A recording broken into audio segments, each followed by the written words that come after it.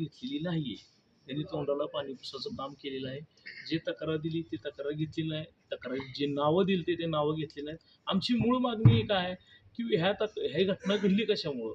Police तिथं वेळेवर आले नाहीत. त्या अधिकाऱ्यावर कारवाई करा. त्या अधिकाऱ्यावर कारवाई केली नाही आणि तक्रार आम्ही जशी दिली तशी घेतली नाही. साहेब निवेदन दिल्यानंतर आंदोलन सुटल्यानंतर 3 दिवसांनी गुन्हा दाखल केला आहे. 3 दिवसामध्ये बऱ्याचशा घटना घडल्या एस पी ऑफिसला आणि ह्या सगळ्या गोष्टीला पोलीस प्रशासन इथले DYSP PI साहेब कारणीभूत आहेत आणि मला संरक्षण मिळावं आणि जी तक्रार आहे ती तक्रार मूळ घ्यावी. नाहीतर ह्यांना वाटत असेल की बाबा हे आंदोलन झालंय, आपण वरनं सगळं प्रकरण दाबलं गेलंय, हे असं होणार नाही. 25 तारखेला 26 जानेवारीला खूप मोठं आंदोलन आहे आणि मला पण दिल्लीचा एक अधिकारी रोज संपर्कात आहेत.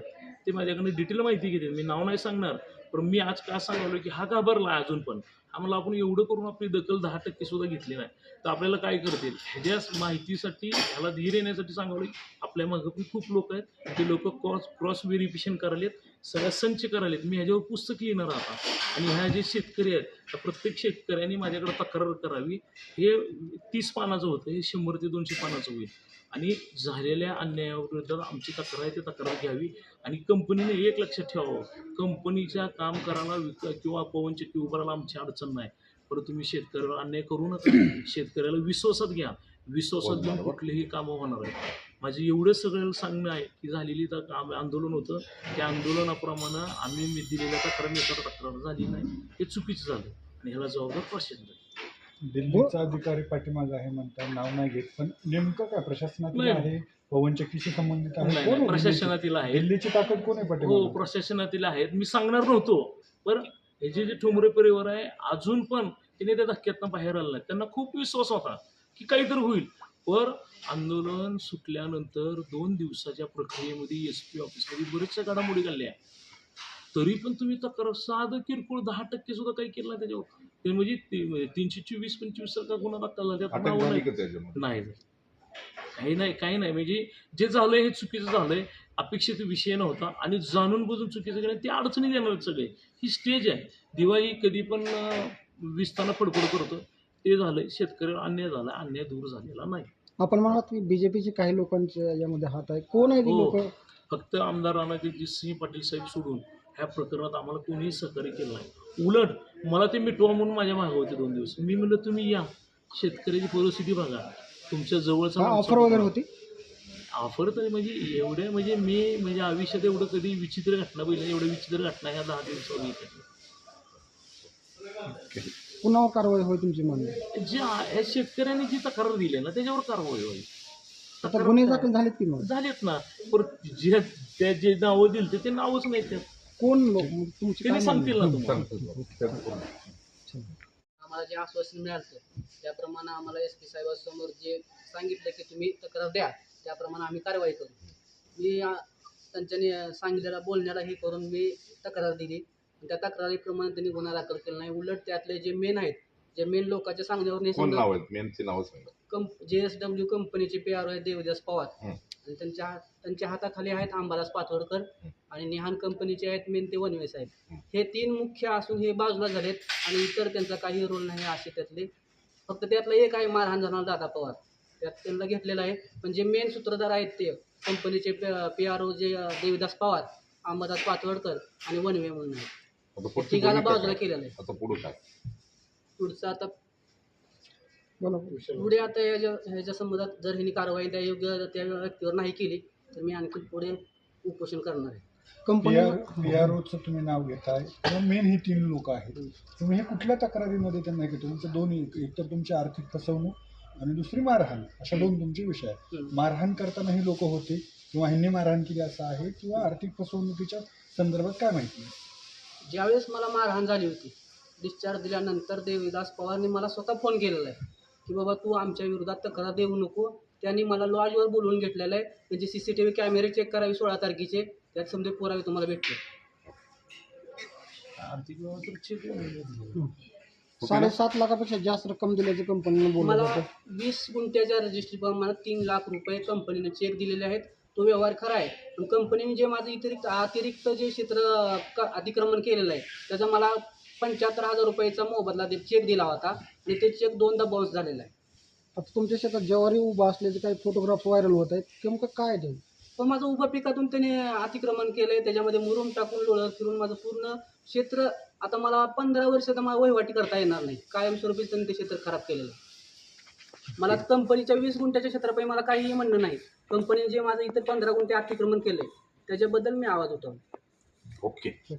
लोकेशनची आणि तिथे झालेले व्यवहार सगळे बघणार मला अधिकार आहे. मी एक काय म्हणतो सामान्य माणूस आहे आणि मी लोकांच्या मदतीला जाणं हे माझं काम आहे. मी जाणार, माझ्यावर कुठलंही प्रकारचं प्रेशर आणलं मी त्याला काय भेटणार नाही. मी काय कुणाच्याही लाभार्थी नाही कुणाचा मी, त्याच्यामुळे मला भेटचं नाही. मी जी भूमिका आहे ती इथली सगळी माहिती मी वर कळवणार दररोजच्या दररोज, आणि त्यातनं काय होतंय 26 तारखेपर्यंत काहीतरी नवीन होईल मला अपेक्षा आहे आणि होणारच आहे. आणि मला माहिती आहे मी जी आत्ता क्रांती चालू केली आहे ती आत्ता कुठंतरी पिटली आहे. 300-350 लोक जागे झाले, ते आता तक्रार देणार आहेत आणि भविष्यात अशाच गोष्टी होणार आहे. आणि नाही जर त्यांना योग्य मोबदला न्याय मिळाला तर ह्याचं बीडसारखं प्रकरण इथं घडणार आणि त्याला कारणीभूत मी तर फक्त म्हणतो की पोलीस प्रशासन आहे, दुसरं कोणा तो का पोलीस प्रशासनानं न्याय द्यावा ही प्रत्येकाची अपेक्षा आहे. ही कंपनीला एक नाही ग्रामस्थाला एक नाही, ही कुठली पद्धत आहे? साधा जीव मारण्याचा प्रयत्न केला 3-7 दाखल करते आणि ही काय पद्धत आहे? तर झालेला माझं वैयक्तिक विशाल रोचकरी म्हणून केव्हा या आंदोलनासाठी मी पुढे आलोय, आंदोलन केलं. ह्या आंदोलनाचं फक्त तोंडाला पाणी पुसण्याचं काम त्यांनी केलंय. त्यांनी आमच्या निवेदनाप्रमाणे तक्रार घेतलेली नाही. त्यांनी कंपनीच्या नावासाठी, कंपनीच्या लोकांसाठी अथांग प्रयत्न केलेत आणि हे सगळ्या प्रकरणावर पाणी फिरवलं. आता 10% फक्त ह्याच्यामध्ये पॉझिटिव्ह पण आला, 10% तक्रार दाखल करून घेतली, पण चुकीची दाखल करून घेतली. आणि भविष्यात येऊनही माझी शेतकऱ्यावर सांगायला विनंती आहे, तुम्ही अन्यायाविरोधात या, प्रत्येकजण लेखी द्या आणि ही लढा आपण कायम ठेवू. फक्त शेतकरी जागला पाहिजे आणि विकास पण झाला पाहिजे, कंपनीची कामं पण झाली पाहिजे. त्याच्याशी सगळे तालुक्याचे शेतकरी बांधील असतील आणि तुळजापूर तालुक्याचे शेतकरी सामान्य आहेत, उग्र नाहीत किंवा बांडकोळ नाहीत, कंपनीने त्यांचं नाव बदनाम करून. एवढी माझी विनंती. जय महाराष्ट्र.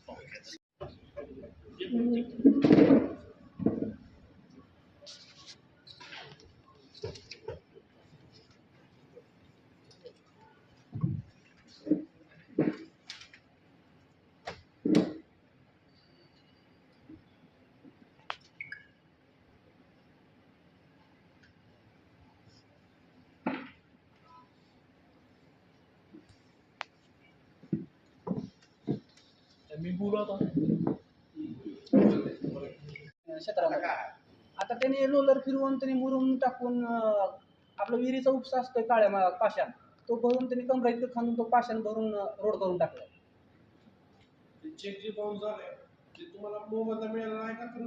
चेक बाउन्स झाला, बाउन्स कुठं झाला चेक? मारहाण झाल्यानंतर मला त्यांनी एक मिटवाची भूमिका म्हणून त्यांनी पोलीस स्टेशन मार्फत केली होती आणि मला चेकची तारीख त्यांनी 15 दिवस पुढची दिली आणि त्या 15 दिवसामध्ये त्यांनी रोड बनवून घेतला आणि ती चेक मी बँकेत टाकला असता चेक 2 वेळेस बाउन्स झाला आणि परत नंतर विचारपूस केली असता उडवाउडीची उत्तर द्याले, जा तुला काय करायचं ते कर. आणि त्या क्षेत्रामध्ये माझ्या 15 गुंठ्यामध्ये झाडं होते, झाडं पण त्यांनी पुण्या परवानगी झाडे संधी तोडून टाकली. चेक कुठे केली? काय चेक दाखवा चेक.